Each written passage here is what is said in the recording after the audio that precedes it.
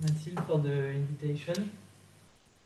So I'm very glad to be here. You will see my talk will be a bit different from the previous ones. I'm not very familiar with this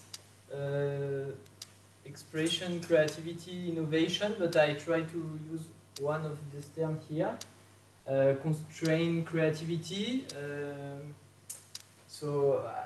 Yes, I will highlight this later, and maybe I should change actually the title, given the talk that we saw this morning. Human is maybe not appropriate here, but it's more hominin evolution, because I will really come back at the origin of hominins. So let's start. So I will today talk about Sahelanthropus challensis, so the oldest hominin for some researcher. I mean, we can debate this, of course. And then there is Ornithugenensis, which is also recognized as a potential hominin. And then Ardipithecus ramidus. And we will talk then a little bit about other Miocene apes, so non-hominins, taxa that are recognized as non-hominins. And so what I didn't say at the beginning, I will talk from the locomotor perspective. So I will talk about locomotion and about bipedalism, because it's believed that bipedalism is one of the important traits, character that allows to define the origin of hominins, of this group. And then we will talk about numerous bipedal animals. So we will see that we are not the only biped on Earth today. And with some of my colleagues, we tried a few years ago to look at the biomechanics of bipedal walking and to look at a potential convergence, biomechanical convergence in all the other biped species. I mean, do we share with other bipeds? So I'm thinking about birds, lizards as well. Do we share some convergence in terms of mechanics? So we will try to look at this and to see if this convergence is actually driving the evolution of bipedalism as a constraint. And then I will talk about non-human primates as comparative models. This is basically my work. It's what Mathilde said. I'm working so mainly on non-human primates, about how they move. So in captivity in the south of France, but also in different zoological parks in France, and also in Democratic Republic of Congo, where I'm working on bonobos in the wild. I mean, free-ranging bonobos in their natural environment. And then, to finish this talk, I will talk about this potential creative process during the evolutionary transition toward bipedalism. So first, what is the state of the art today? So there is this about early hominins. So there is this nice review from MSH, who was published 2 years ago already, about fossil apes and human evolution. So here you can see that the three candidates for the early hominins are these ones. So there is Sahelanthropus challensis, and the femur and the two ulna were published recently by the team of Poitiers. And then there is Ornithugenensis, that was published more than 20 years ago now, from Brigitte Seilly and Martin Pickford. And Ardipithecus ramidus, who was discovered 30 years ago by the team of Tim White. So, what can we say about Sahelanthropus challensis? So, so there was this skull that was discovered and also well described 20 years ago, but then only recently the femur and the ulna were described. And actually, to talk about locomotion, it's better to have postcranial remains. It's not easy to to say anything about locomotion actually based on the skull. So they try to infer some of the locomotor repertoire of this species based on this remains. So you see that it's very fragmentary remains. This we need to keep it in mind. Huh? Basically, for the femoral shaft, all the interesting parts have been lost. So there is no head. The greater trochanter, the lesser trochanter are destroyed. There is no distal part. So it's basically very difficult to analyze this kind of bone. But from their analysis, they proposed that it was a semi-habitual, this species was using bipedalism in a semi-habitual way, but among more diverse arboreal repertoire, so with other kind of behavior like climbing, suspensory displacement, and also quadrupedal behaviors. So they based this interpretation on the assessment. I mean, an important description and analysis, very detailed analysis of the femoral shaft. So they found some interesting characters, like the femoral neck is antero-posteriorly compressed. There is the anteversion of the neck, the subtrochanteric latimeria, and the relative cortical thickness that is mediolaterally in the proximal part of the femur. So here you have Sahelanthropus chadensis, and you have a human, you have a chimpanzee, a gorilla, and an orangutan. And you see some reinforcement here in the medial part and lateral part, which are, so for the medial part you see it as well in other apes, but not really for the lateral part. So those were differences that they allow them to propose that all this association of traits is a functional complex that can be associated to mediolateral forces. So for stabilization during the stance phase, when you are walking and when you are standing only on one limb, it's your femur is stimulated by the abductor and adductor muscles, and then it creates this kind of this reinforcement in the lateral and medial side, and you have also other adaptations in the proximal part of the femur. Okay, and then they analyze as well the ulna, and they found that as well at the level of the ulna they found some adaptation for climbing abilities. So this fossil was found, yes, I didn't say, in the Chad, in this area of Africa. So then you have Ornithugenensis, so which is the datation is a bit closer to us, so 6 million years, and the Sahelanthropus is dated at 7 million years. And then Brigitte, when she described the fossil first in 2001, she defined it as a habitual bipedalism, a species which is able to walk bipedally in an efficient way, but different from humans.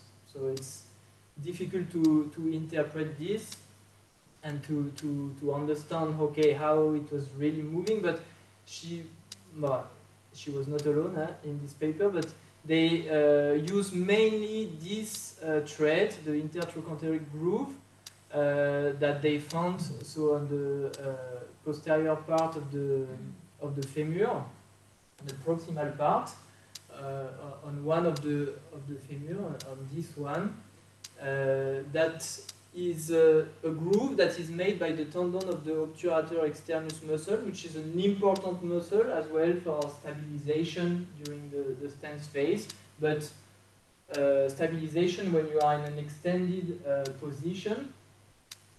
So it was based on this.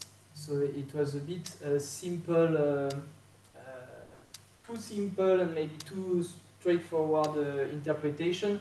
So then there is the second paper of Martin Pickford as the first author, and then they started to use more characters, more traits to try to infer bipedal behavior in this species. So it's based on the proximal part of the femur.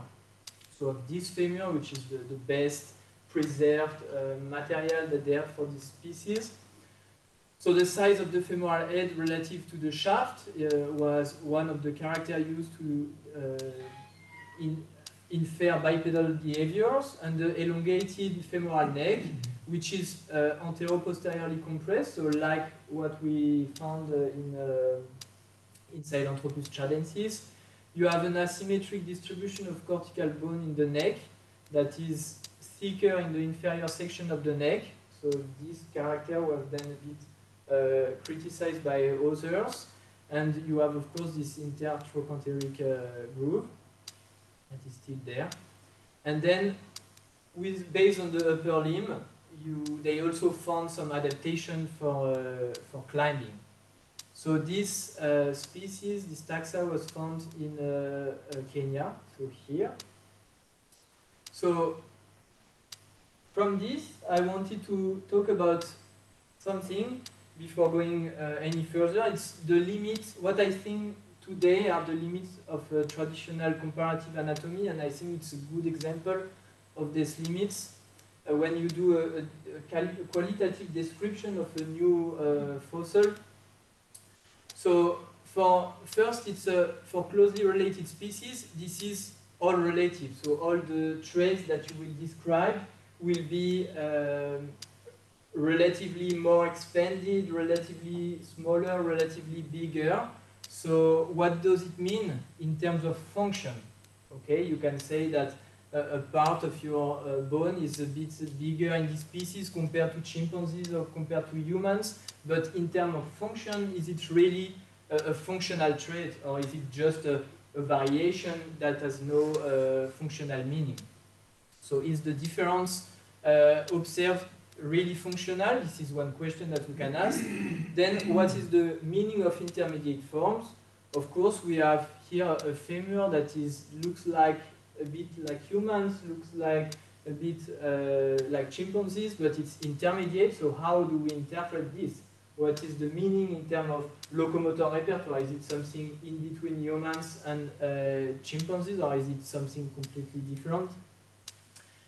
And then the use of extant holotype are potentially problematic. So it's the average representation of a species. So when you describe a fossil like this and you compare it to a chimpanzee femur, I mean, what is the femur of a chimpanzee? You will define it as something that is unique, but in chimpanzee population there is also an important amount of variation. And then it's difficult to compare it actually in using an average of a species, because the average maybe doesn't even exist actually. So morphological traits vary between individuals to some extent, so it's difficult to include this variation when you do a simple comparative anatomy description like this. And then the bipedal interpretation is also based on modern human morphology. So we are the only bipeds as primates, and then so we will try to find the characters that we find in modern human, but basically other solutions might have been possible if we come back 6 million years ago, and maybe other characters were related to the bipedal behavior of these individuals, not the one that we have today. That is the result of million years of evolution. So, and also the fossils are fragmentary, very fragmentary, as you can see for this period. So we have to be careful to not overinterpret available traits. So when you find this kind of fossil, you want to interpret everything that you have on it because it's the only things that you have, but maybe a lot of traits are actually not functional. It goes back to this question. So it's why then I think now we have new methodologies that are available and which are relevant. I mean, we shouldn't put to the trash a traditional comparative anatomy, of course, but we should mix all this knowledge that we have with this kind of methodology that is using so geometric, morphometric. First of all, in this kind of methodology, what you can do is you can put many individuals from extant species. So you can put the variation it's of extant species, so you don't have an average, a unique average, but you have some variation.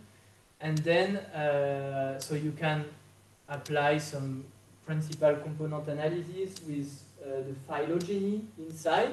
So it allows to weight a bit your result and to look at the relationship between your species. So here you have, so this analysis was done on the proximal part of the femur and was compared to great apes, which are there, living great apes from the Miocene.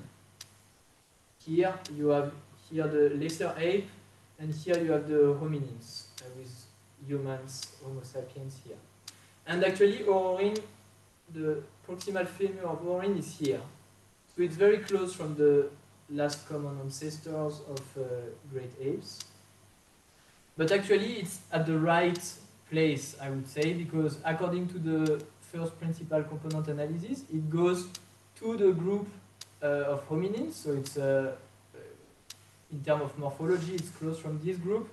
And if you go to if you look at the second component analysis axis, it's inside the group of Miocene apes. So it's really at the right place. It's intermediate between the morphology of Miocene apes and the morphology of hominins. So this is an interesting result, and I think this is also a very interesting result. So in this paper, they look at the biomechanical neck length. So it's an important character, to my opinion, because it's the moment arm of the gluteus medius muscle, which is attached here on the greater trochanter. And this is an important, it can have an important function during bipedal walking because it allows to stabilize your pelvis, to not fall like this. If you don't have a good abductor, you will have your pelvis falling this way. So this points to an important functional aspect for walking bipedally. And when you look at Ororin tugenensis, it's there. And you have humans here, the variability in humans. You have some great apes, Miocene apes, and so living extant great apes. And you have here some other monkeys from New World monkeys from South America. So it's interesting to see that actually it's an extreme character in Ororin tugenensis, even more extreme than humans who are very adapted, which have a lot of adaptation in their morphology for walking bipedally. So this might point actually to an adaptation that is not the adaptation that we have today, but an adaptation in the context of an anatomy that doesn't bear all the functional complex for sustainable bipedal behavior. So it's in another morphological context that we don't have, of course, but maybe it was one solution, one adaptation for bipedal behaviors while not having the coxal bone properly adapted for bipedal walking and without another complexity of adaptation for bipedal walking. So it might have been a solution for this taxa. And then here it allows me as well to speak about exaptation, the concept of exaptation. So Francesco gave some definition already. I will give it again. So in the paper of Sergio Almesija, he said that the morphological pattern of the proximal femur displayed by some Miocene apes is more likely to have been co-opted for bipedalism than the derived femoral morphology that is displayed by extant great apes. So if you include this term, co-opted, it calls to an exaptation mechanisms. I mean, the term of the mechanisms, yes, of exaptation. So it was proposed, this term, by Gould and Verba in 1982. It's a term that is criticized as well. Some people, they believe that it's not a useful term because when we talk about adaptation, we can have a gradual process and it's not useful, but I find it an interesting term. But I think there's still some debate about it today. So we can describe, define exaptations. It concerns characters that evolve for other usages, so or for no function at all, and they are later co-opted for their current role. So they are fit for their current role, aptus, but they were not designed for it, so not ad before aptus. So adaptations, they have functions, and exaptations have effects. So this is the definition you can find in this paper. So for example, feathers are adaptations. So during the evolution of birds, feathers are adaptation for thermoregulation and sexual signaling, potentially. It's how we interpret it. And then it was co-opted for gliding and for flight. So it's not an adaptation for flight, but it's an exaptation for flight. And as an analogy that we can use, based on our technology, if we want to use an analogy from our world, our engineering context and technological development, a bit more than 20 years ago, we developed this phone that had the first camera inside. So it was the first, not smartphone, but a phone that can take pictures. So it was able to take 20 pictures at this time. And then gradually, other functions emerged based on this initial camera. So with the picture, we could scan dogs, scan QR code, do facial recognition, live streaming, note-taking tool, and 3D scanning. So all these functions emerged from the users, and of course, these functions were not predicted by the designer. So we could say that the camera is an exaptation for all these functions. Okay. So now, Ardipithecus ramidus. So it was discovered in Ethiopia, so approximately here. It's dated around 4.4 million years, and Ardipithecus is more complete than the Aurorin tugenensis and Sahelanthropus tchadensis. So we can actually be a bit more, we can rely a little bit more on the interpretation of this fossil, of this taxa. So they interpret it as a habitual bipedalism. So is efficient balance control during upright walking with extended hip and knee.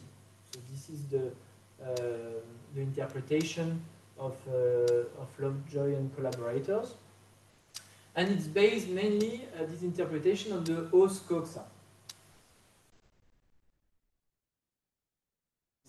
R6500. So they try to reconstruct the os coxa. So their reconstruction is like this. So it's a very smooth and nice reconstruction. But the initial fossil is very destroyed and crushed. But the important traits that they highlight then are findable on the fossil. When you have it in hand, you can find it.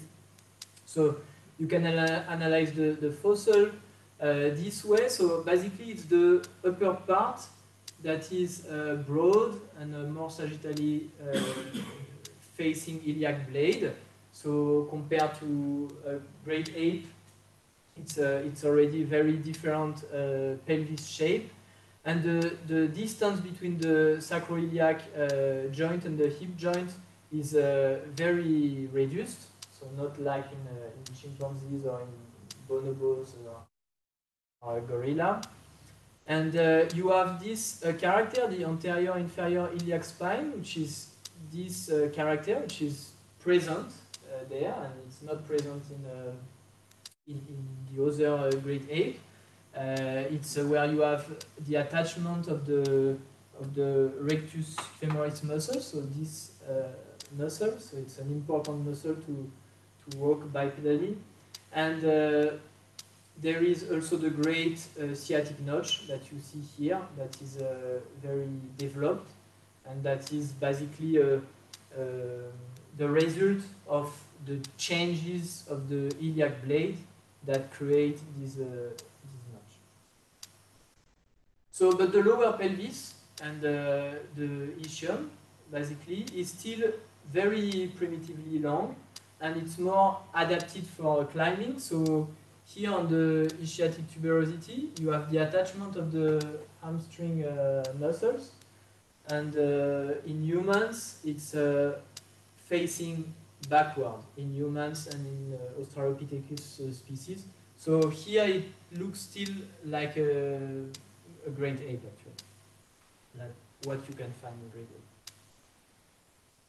And the hands are adapted for careful climbing, so still some arboreal behaviors, and you see as well in the foot an opposable hallux, so for grasping with grasping capacities. You can infer from these grasping capacities from the foot. So still some adaptation for climbing and for life that is also happening in the trees. So, and then, so those are for the three specimens of the first hominins. And then actually, since a few years, there are some interesting findings, I have the feeling, because with the Miocene apes. So species which are not found in Africa, they are actually found in Europe. And there are some inferences about their capacity to walk bipedally or to stand bipedally or to adopt some bipedal behaviors. So you have this species, Oreopithecus bangoli, that was discovered so a long time ago in Tuscany, I mean in the area of Tuscany, Sardinia in Italy. And based on the upper part of the coxal bone, they infer as well some capacities for bipedal behavior. So this is regularly criticized. Some researchers say it's not an adaptation for bipedalism. Others are saying yes, it's an adaptation for bipedalism. There is still ongoing debates. It's very difficult to interpret. And then there is this recent discovery as well of with a new taxa, so Danivus guggenmosi, that was discovered in Bavaria, so in Germany. Is a bit older than Oreopithecus, but based on the tibia, basically, they infer as well some capacities for extended posture and for bipedal capacities in the trees. So this is interesting because it means that at some point we were inferring bipedalism as a character being only associated with hominins and with the emergence of hominins, but we see that maybe the development, the emergence of bipedal behaviors is much more gradual, is is yes, and was maybe also present before hominins. So bipedal capacities before the hominin lineage, we can question it today. I think it's a new, also, I mean, it's a promising area of research for the next years. So, but now, bipedal behavior in animals. So, what is it actually, bipedal behavior? Because from the fossil we can say, okay, this is biped, this is not biped, but we can see from the animals that actually you can be biped, but not permanently. You can use bipedalism in your locomotor repertoire. It can be in a small proportion, it can be a big proportion. So actually there is a gradient of bipedal capacities, bipedal behavior. So birds, all the birds, they are biped when they are on the ground. You have also some lizards which are able to use bipedal running. So it's a very dynamic behavior, but they are able to maintain the bipedal posture. It was described as a dynamic process. It's related to the acceleration that they are able to provide. So it's basically, there is a kind of analogy that you can have with the, when you have a bike, a motorbike, going wheelie, and it's basically the same process. You have a strong horizontal force that is generated and that creates a moment around the hip that makes the animal going backward and going on the two hind limbs. And then they are able to find the balance point, and they are able to keep this posture for some steps during their behavior. And then you have humans, of course, and non-human primates. Actually, they are all biped as well. So this is, I think, an important thing to study, because even if it's occasional bipedalism, they are all able to use bipedal behaviors. So we will talk a bit about this. But before going any further, I wanted to come back also on the mechanics very rapidly and with two examples. So because the mechanical principle, they weight heavily on selection. So it's a constraint actually for the selective process and for the emergence of new forms. So physical constraints set the design space that evolution and behaviors are free to explore. So it's from the book of Taylor and Thomas, a book in evolutionary biology.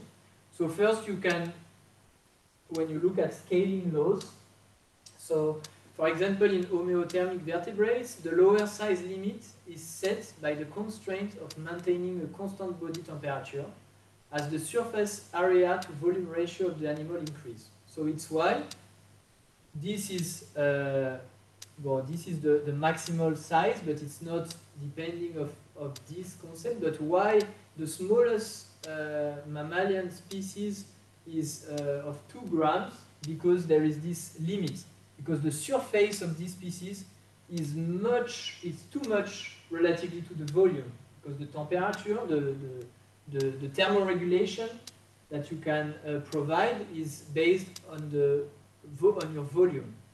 So if you have too much surface, which is here in this context, relatively to your volume, you are not able to warm up your body enough, and then it's a limit. You cannot be smaller.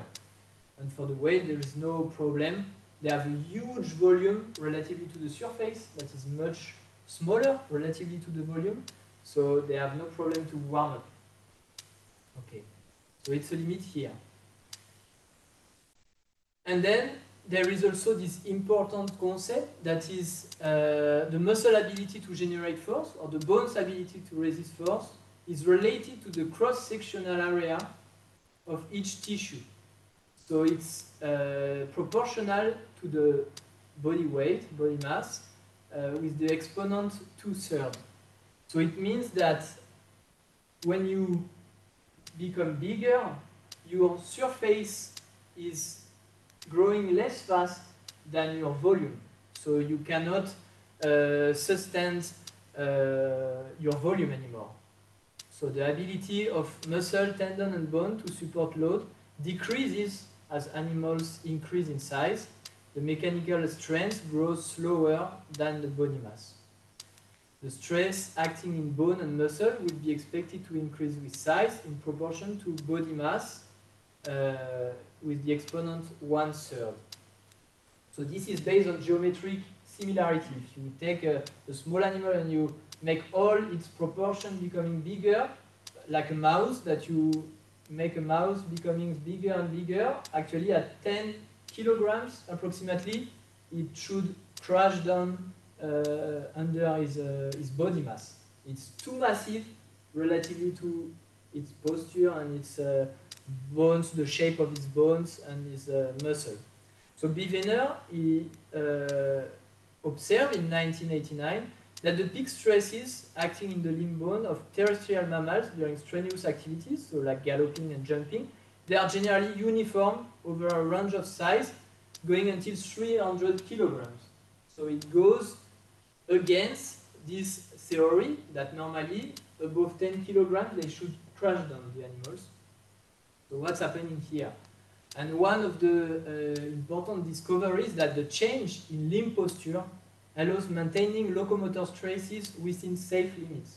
So the small animals, they are very flexed. So of course, if we increase the small animals in keeping the flexed posture, it will crash down. But if you change the posture and you are more extended, then it works. So limb posture affects the forces that the muscle must exert to support the limb during contact with the ground. A shift to upright posture reduces mass-specific forces as animal size increases. So if you get more extended, you reduce significantly this moment arm that is done by the vertical ground reaction force, and then you reduce the muscle force as well. So you can sustain being big and being large, and this is why the small animals, so they can be flexed, but the large animals, you will see some extending posture to be able to sustain their big size. So and it's why you don't have big mouths. So evolution is creative. If we look at it and we as humans and we try to think about creativity, maybe we can put this word here, but the possibilities, they are anyway limited by physics. Actually, even if we see a lot of diversity and a lot of variation, not everything is possible. You will never see a mouse of 50 kilograms. So then can we think about mechanical constraint for walking bipedaling? So we know that from a mechanical point of view, relying on 2 limbs compared to 4 limbs, it's a challenge actually, because during a stride cycle, you need to maintain your balance with only 2 limbs. So it means that you have less possibility for corrective actions. If you put your limb on a rock and the rock is moving, then you can correct your action only with the next hind limb going with the next step. You don't have other limb on the ground, like when you walk quadrupedally, to correct this limb that is away. So less possibilities for corrective actions. Higher musculoskeletal stress as well, because all your weight will be on one of your limbs at some point of the cycle. So it's much more loading for your bones and your muscle. So this loading cannot be shared between multiple limbs during the stance phase, compared to quadrupedalism, for example. So what is the advantage of going bipedally? If bipedalism is the result of selection, the direct biological fitness should be obvious, like going bipedally, it allows you to go faster, to be more maneuverable, to reduce your locomotor cost compared to quadrupedalism. And actually, none of this is obvious. So it makes the understanding of the evolution of the mechanisms of evolutionary transition toward bipedalism very complex, because for what aspect it was selected, we don't really know. So we can think about here a conceptual and simplified mechanical model to understand what are the constraints for walking bipedally. And we can think about a very simple model like this. It's a virtual limb connecting the body center of mass to the foot. And this, to work, it needs to be, the foot will move symmetrically in front and behind the body center of mass. So here the moment of the vertical ground reaction force, which is here, about the center of mass, fluctuates from counterclockwise to clockwise during the same space. So it's very equilibrated. Here you have dynamic balance. So the angular impulses of the vertical ground reaction force about the center of mass over a stance time, they cancel each other. So it allows you to maintain the upright posture. So here it was just a reminder that to keep balance, you need to retain all forces, moments in equilibrium to not fall over during the cycle. So you can be in dynamic disequilibrium during the cycle, but if you take the full cycle, your forces and your moment needs to come back to zero at some point. You need to equilibrate dynamically. Okay, so in adapted bipeds, what do we have? If we look at this, this model, so actually we have various morphological adaptations.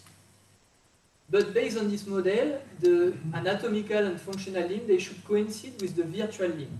So you have in humans, the center of mass that is very close to the pelvis.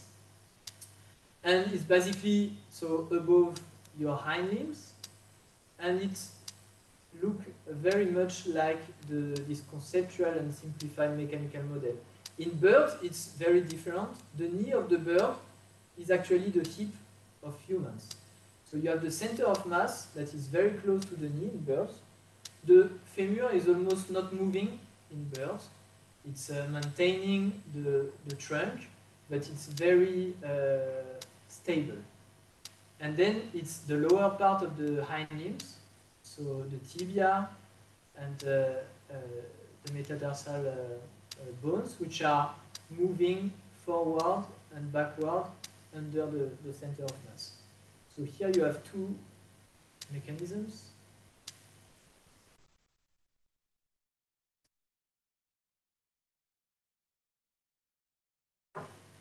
The battery is low.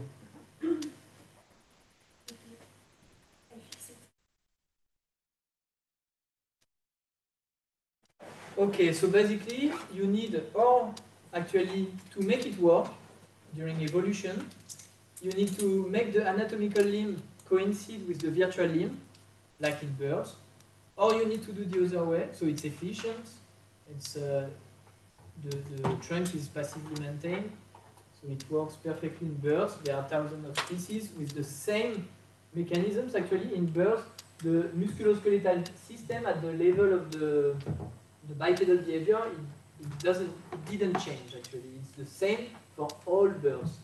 And the adaptations there then are at other level and mainly at the flight level. But basically this system is very maintained in birds. And in humans, so it's the virtual limb coincides with the anatomical limb, so it's also very efficient. And the required extending torques that are, for example, at the hip, so all the muscles which are working around the hip, they are not producing, they don't need to produce a lot of mechanical work when you walk. They are very, they are not a lot stimulated. So it's a very balanced and efficient posture that we have. But in non-adapted biped, what is happening? What is the difference? Actually, you have the trunk that is slightly in front, non-human primates, but also in the lizard, running bipedally. So this, the gravitational force that is applied at the center of mass, it creates a moment around the hip. So there is an additional, clockwise, in this direction, moment of the gravitational force about the hip. So a downward angular impulse of body weight, so it's going down, about the hip, that must be balanced by an upward angular impulse of the vertical ground reaction force about the hip, so by the feet. So it must differ from zero, must be positive to cancel this angular impulse imposed by gravity. So this mechanical requirement constrains the locomotor solution in this context. You can, or you shift the force application more anteriorly to the hip, so for the greater portion of stance, so you will have more, you will put your foot more forward and then less backward as well to compensate, or you can put more force on the ground, so larger forces occurring early in stance phase, so with this skewed profile of the ground reaction force. So if it's in adapted biped, for example, you have something that is more regular, that is not skewed, and here you see this skewed force to compensate this gravitational moment. Or you can have both mechanisms, of course. So this inevitably comply with considerably higher hip and knee extending torque. So here your muscles need to compensate, and active adjustment of limb kinematics that are normally required for moving quadrupedally. So it makes this mode, of course, more challenging than moving quadrupedally for this species. So this was for the mechanics, and now non-human primate as comparative model. So what did we learn from non-human primates and for the study of bipedal walking in non-human primates? So basically they are all able to walk bipedally, but they don't have anatomical specificities related to these modes. So they have other adaptations for other modes. Bipedalism, they are able to do it, but there is no, we don't find specific adaptation for doing this behavior. So they do it spontaneously, bipedal standing and walking in various environmental and behavioral contexts. And there is a diversity of bipedal posture actually. When you study baboons, macaques, gibbons, bonobos, capuchin monkeys, spider monkeys, you will find different kinematics, different foot posture, the abduction of the thigh is different, the pelvic step that you will find in chimpanzee, you won't find it in other species. The arm movements are also different depending on the species. So you have a lot of variation given their own musculoskeletal adaptation for other modes. They all have different locomotor repertoire. But one thing that is similar to all the species, it's a flex posture, so bent hip, bent knee, like this, and the protraction of the lower limb, so more in front, like like what we saw in the mechanical model. It's needed to be more in protraction. And then this, maybe the most parsimonious hypothesis based on this, is that these were the initial features in Miocene apes, in the first species who started to walk bipedally a bit in a maybe less occasional manner and more habitual manner. So start from this. So then, concretely, how it looks like. So 2 examples to show you that. This one first. So it can be what we call a running gait. So this is based on the dynamics, how the center of mass is moving. Here you have an exchange of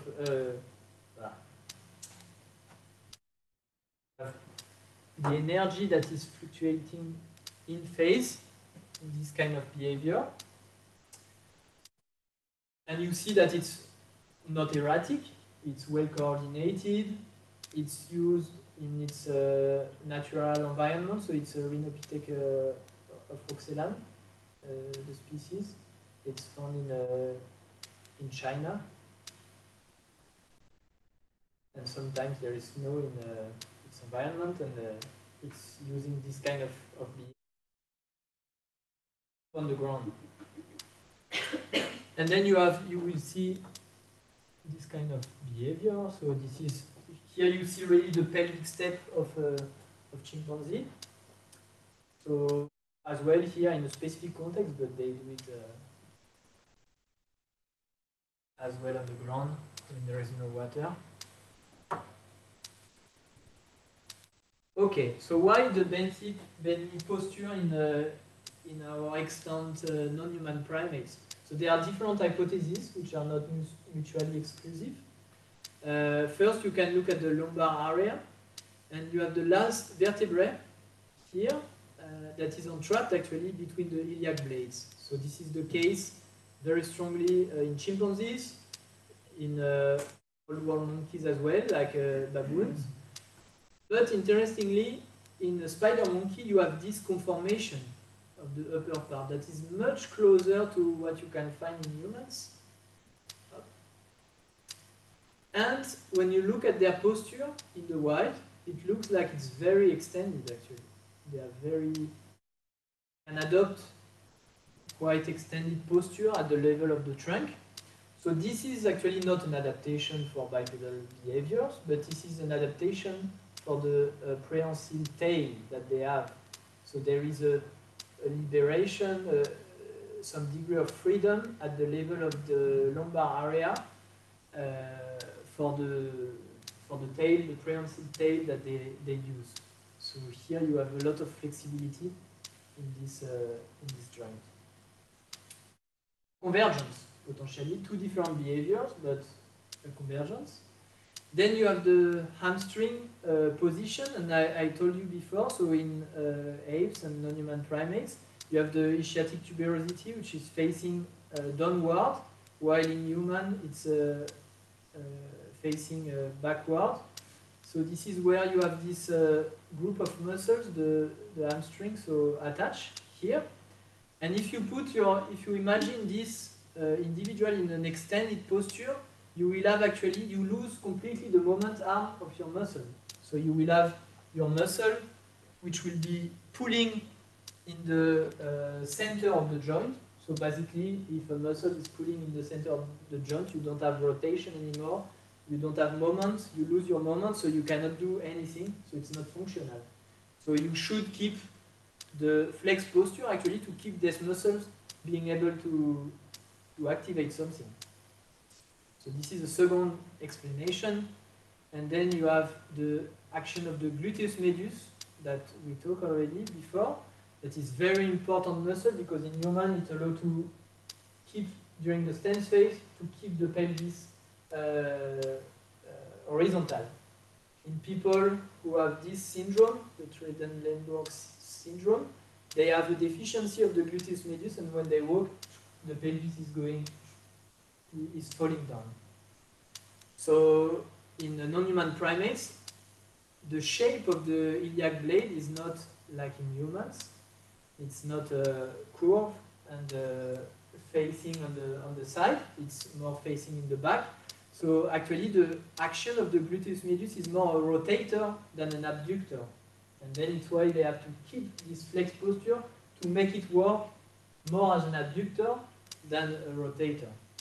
And it's also why they have to shift their weight when they walk on each side, so they have more mediolateral movement and forces in action.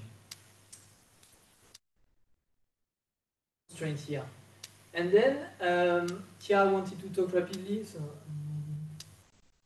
about the problem of the stance phase. That is actually, with different studies that we have conducted so far, we found the same, from different angle of attack, the same constraint in the non-human primates who are walking bipedally. So it's at the level of the stance phase. The swing phase actually is done is quite similar to humans in terms of the distribution here of the positive work. So it's the work that you make at the joint to move forward. So this is for human and chimpanzees and distributed between your joints, so the ankle joint, the hip joint, the knee joint.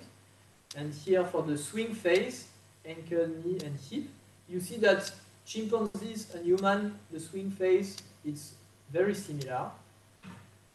But there is a big difference during the stance phase. Actually, in humans, all the work is done at the ankle joint when we walk, while in chimpanzee, the main proportion of the work is done at the hip. So they move the hind limb this way, and they are doing a lot of work at the hip level. So it's one of the main difference, actually, between human and chimpanzee when the chimpanzee are walking bipedally. And interestingly, we found a result that is not exactly the same kind of result, but it's about muscular activity and how the muscle they activate. So this is the work that we are doing at the primatology station. One of the examples of the work that we do at the primatology station. So we work on the muscular activity of non-human primates when they walk bipedally, when they walk quadrupedally, and we compare this to human muscular activity. So here you have 6 muscles. So this is during one, it's an average envelope during one cycle duration. So here you have a bipedal cycle, a quadrupedal cycle, and a bipedal cycle in humans. And what we found, we studied the synergy, the muscle synergy. So it's how the muscle, they activate with each other during the bipedal cycle. And what we found, actually, when we compare the baboons with the humans, is that the synergy for the swing phase is very similar. It's very simple for baboons to do the swing phase. But then the main differences are the level of the stance phase. So as we saw here in chimpanzees. And during the stance phase, there is an important activation of all the muscles which are around the hip. So the gluteus medius, the biceps femoris are very activated, very strongly activated. So to control this stance phase, they co-activate with each other. The synergy is less good. In humans, we have very short muscle activation. It's very efficient the way we activate our muscle when we walk. But in baboons, which are non-adaptive bipeds, they have to co-activate all the muscles to keep the posture. So it's a more difficult posture, I mean more costly. And yes, and here I wanted to show you just an example of how we work, because otherwise I won't talk about my work. So this is how we train the baboons. So to walk, we don't train them to walk bipedally, but we train them to we train them to collaborate with us and to accept the presence of the treadmill, and then we just give them a food reward in the upper position, so they just go bipedally, and otherwise they can as well walk quadrupedally on the treadmill. So this is how we get our data. So here you see the baboon is equipped with some clothes, and under this clothes we shave, we clean the skin, and we put the electrodes, the surface electrodes. Okay, we go fast. So to be able to analyze this muscle activity. So the conclusion for the non-human primates is that they are all able to walk bipedally in a coordinated, non-erratic movement. There's no anatomical specificities related to it, I mean, that we found so far. Primate anatomy is actually generalized enough to allow this kind of behavior. Each species is walking bipedally in its own peculiarity, so we saw that with each species has its own adaptation, and they have specificities in walking bipedally, even if there are things that are similar. The swing phase is very similar to humans in terms of mechanics, so in chimpanzee and ENG in baboons. But the stance phase requires more muscle activity, so potentially more energy, and the mechanical work is mainly done at the hip joint. So some inferences that we can do from this work about the past is that extinct primates were walking bipedally at least occasionally. This is with no doubt that Miocene apes, they were using bipedally at least in the same proportion than extant primates. And the bented bending posture is the original posture from which a more extended posture certainly emerged. So then we have a problem. So if we move to the last part, the evolutionary transition toward bipedalism, we have a problem of linearity when we think about this creative process of evolution.